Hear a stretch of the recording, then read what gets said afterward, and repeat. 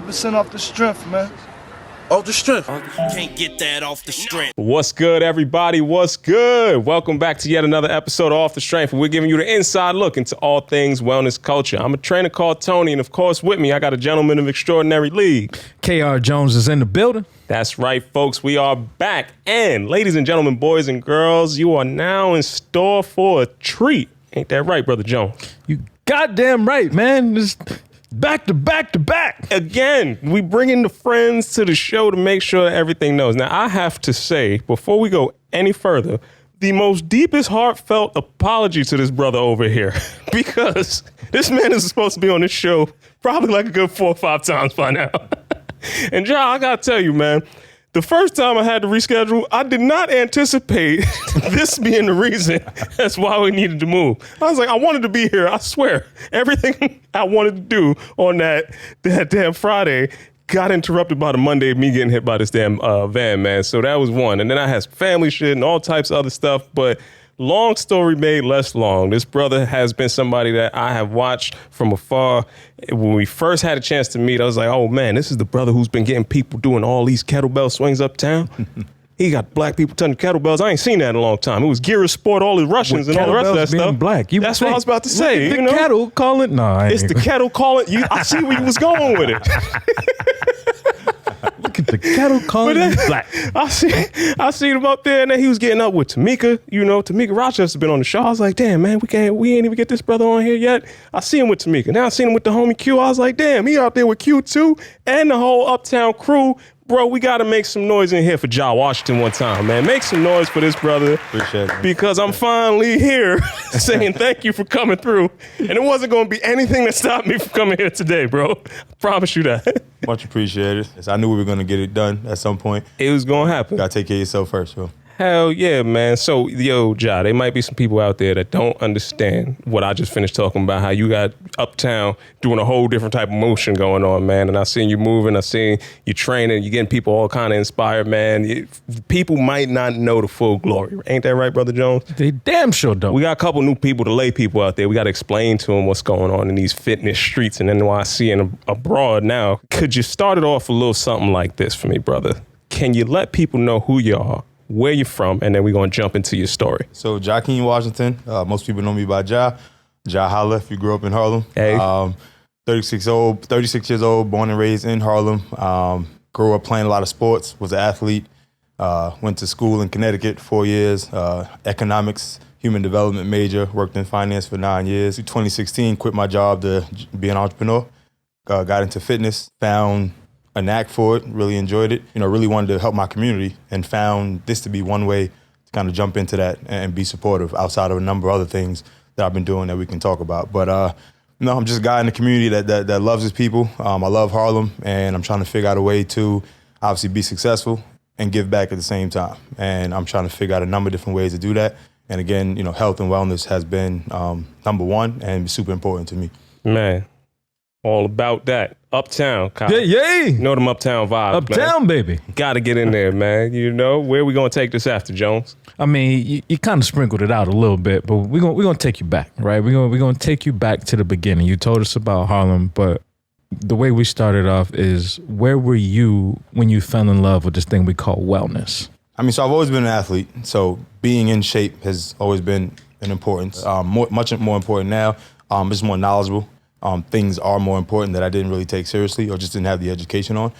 For me, everything happened for me in 2013. Well, first I got in terrible shape, let's just say that. After college, started working a 9 to 5, you know, really partying, going out, again, having a great time and spending money, not really worrying about nutrition and stuff like that. I had dedicated a lot of time to sports and athletics for 4 years. And so when I graduated, I just wanted some downtime to cool out. Got in some really bad shape, got myself out of that shape and started feeling really good. A couple friends asked me to support them on their journeys. So this is kind of my entry into fitness. Helped them lose a bunch of weight. In particular, 2 clients, 90 pounds and 60 pounds down within a year. So that was a big deal for me. That was like my start of like, okay, this is something that I might be able to, do some things with. In August of 2013, one of my best friends, while at a basketball game, had a heart attack. And he passed away that day. And that was a trigger for me because he was in tip-top shape. One of the most athletic guys I know, played high school basketball with him, and him having a heart attack didn't make sense to me. It just blew my mind. It made me really hone in on like, okay, you know what? I need to put myself in the best position possible to live a longer lifestyle because you just don't know. And it made me want to help other people. One friend of mine, she was triggered by it, another close friend, and that's how she started her fitness journey. And she's the one that lost the 90 pounds in a year. She saw what happened to him.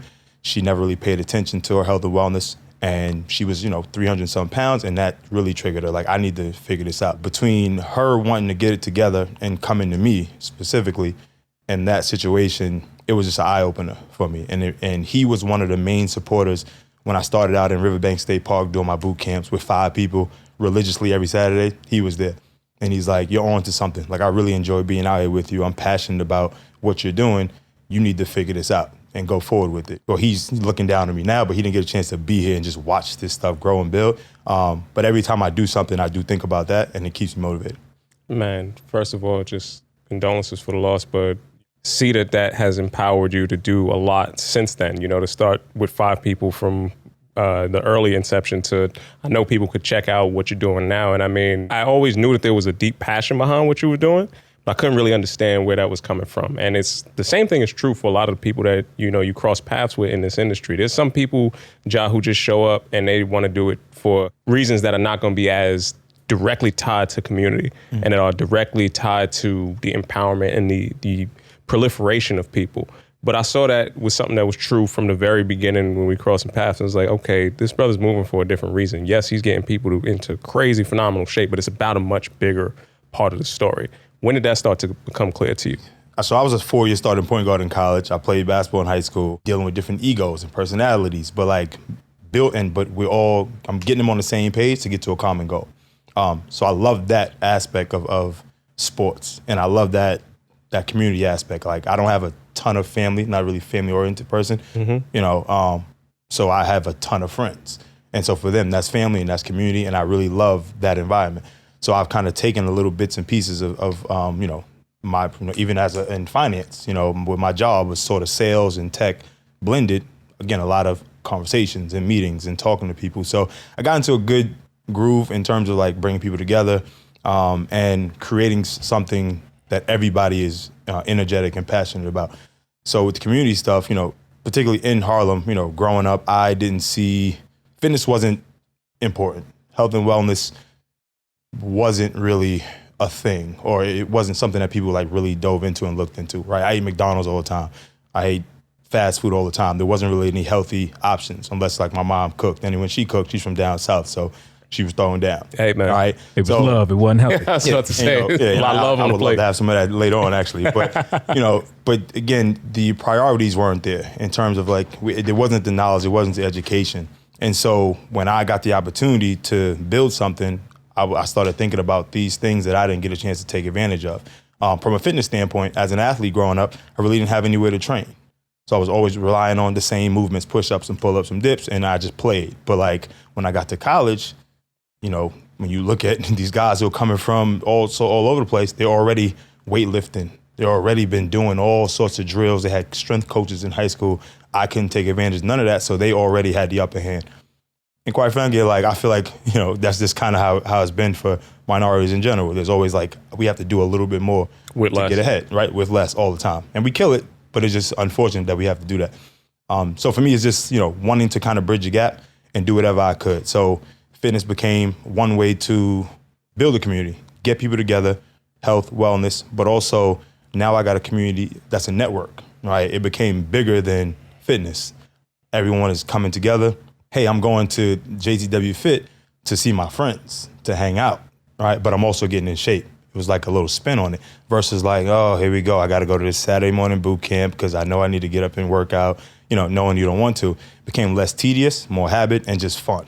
And that's in building that, that's where the success comes. Everything else out of that becomes a lot easier when you got the people that just want to be there. Yeah, man, you established the culture for it. And bro, I swear, when you were saying you was playing ball, I was like, okay, he's running back, DB, something like that. This dude said point guard. That's some scary stuff on the other side of that point. You already know. I was about to say, I don't want to see the screen. I don't want to see it. I'll be on the side.